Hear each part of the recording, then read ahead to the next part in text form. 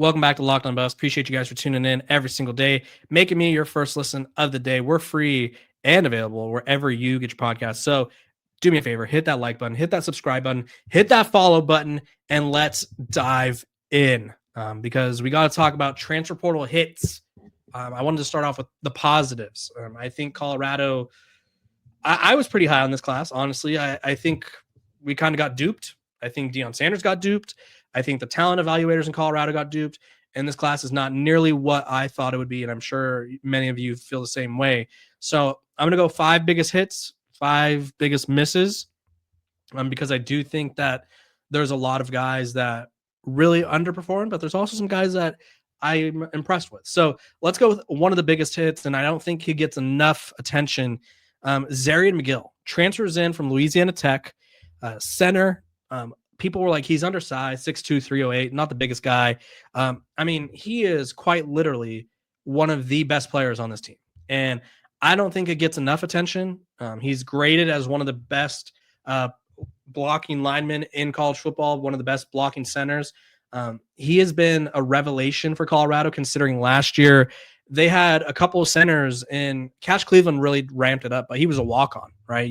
Your initial starting center, Hank Zelinkas, it was like, okay, dude, you're snapping the ball when Shador's not looking. You're snapping the ball at his chest when he's making checks. Like, what is going on? And so to have someone in Zarian McGill who, I mean, rarely lets up any pressures, never gives up any sacks, is a leader on that offensive line, huge deal for Colorado. And I'm truly impressed with the eval of him, because I think Colorado, for the most part this offseason, they were like, okay, Big Ten SEC linemen, we want all of them, right? They brought in, I think it was almost a dozen linemen, and I would say probably 9 to 10 of them were from the SEC or the Big Ten, roughly around there, right? They were kind of looking for the guys that were physically ready for those conferences to instill their physicality on this year. And I also think this is a credit to Gunnar White. Like, he's done a great job as well. But I mean, Zarian McGill, he has been an absolute star in my opinion, and hopefully he gets an opportunity at the next level. Up next, let's go Tawfik Byard. Now, I could have saved him for last and kind of teased you a little bit, but I mean, I love Tawfik Byard's game. He is a dog, a leader. He's been leading the team, it feels like, in tackles every week. He's been banged up pretty much all season and has still been able to settle into a leadership role, and has still been able to settle into a role of, like, I don't think there's many pieces to work with on that defense, but Tawfik Byard is one of them. Leads the team in tackles with 72, has half a sack, 4 pass deflections, which I think 2 of them have led to other interceptions. He has an interception himself, a forced fumble. Dude is a ball of energy. Dude is pure hustle, pure heart, and I don't think you'll be able to find a safety in the country who goes as hard as Tawfik Byard. Hard hitter, really cares. I love everything about his game, and I think if there's one guy that Colorado on this defense needs to bring back, it would be him. He has just been, like, coverage grade 70, or overall grade 70.1, 69 in the run defense, coverage grade is 72.3. Like, he does everything that they need, and just absolutely incredible effort, incredible leadership. I know Deion Sanders has called him out multiple times for being a good leader, called him out in a good way, that is. And he, I think, could be a core guy for Colorado. We talked about the core guys yesterday, me and Jordan Dominic, and it was Jordan Seaton. It's Juju Lewis, Yaya Atia, and then Brandon Davis Swain. But I think Tawfik Byard is a culture-changing player. And when a program like Colorado has a culture issue, I think he's someone who can help fix it. So huge fan of Tawfik Byard here. Let's go to our third biggest hit for the Buffs. I'm going to go Joseph Williams. I thought really highly of this wide receiver group that they brought in. Sincere Brown had some moments, but I feel like he's kind of fizzled down the stretch. I don't really know what the problem is. He's just not on the same page with quarterbacks. He had a huge play opportunity last week, and I think he got called for offense pass interference, and then he also was out of bounds anyway. So Joseph Williams, second on the team in catches, receiving yards, and touchdowns. 30 catches, 450 yards, 4 touchdowns, and a long of 47. The dude is, I mean, I talked about him relentlessly in the offseason. I thought he'd be wide receiver 1, honestly, and Omarion Miller obviously took that step, but it's a 1A, 1B situation. Great Batman to a Batman or Robin situation. Like Joseph Williams. And my favorite part about him is he hasn't been playing wide receiver for that long. Like he is relatively new to wide receiver. He played a little bit of quarterback, a little bit of safety in high school.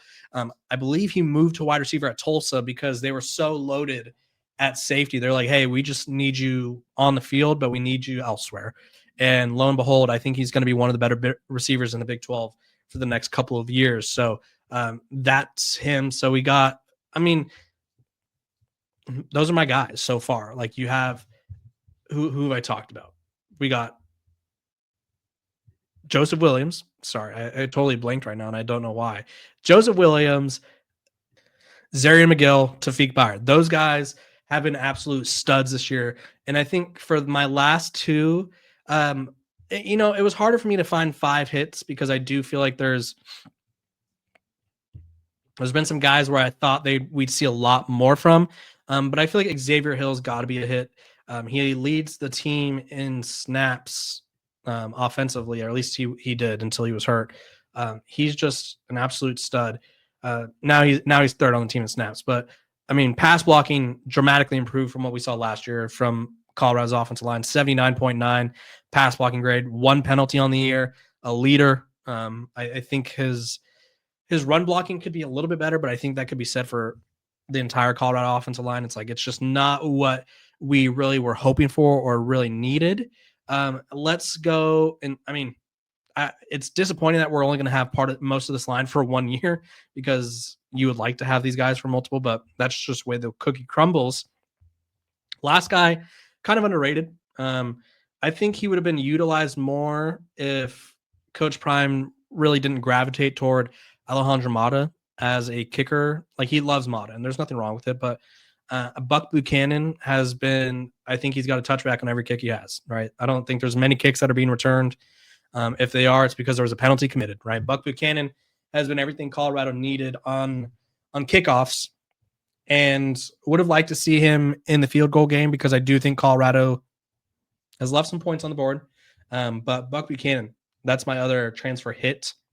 You guys comment below who is 1 transfer or 2 transfers that you really think were the big splash, the big hits for Colorado. When we come back, I'm going to talk about those dreaded transfer misses.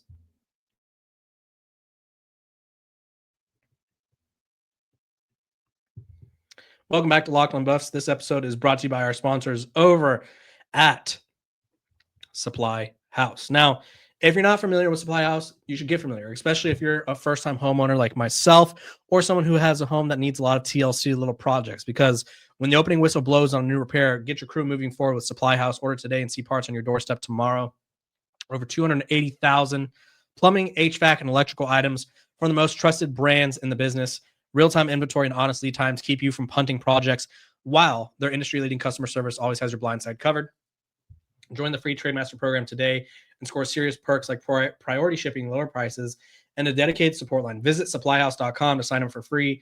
You can use promo code SHCollege for SHCollege5 for 5% off your first order. Supplyhouse.com. Real people, real service.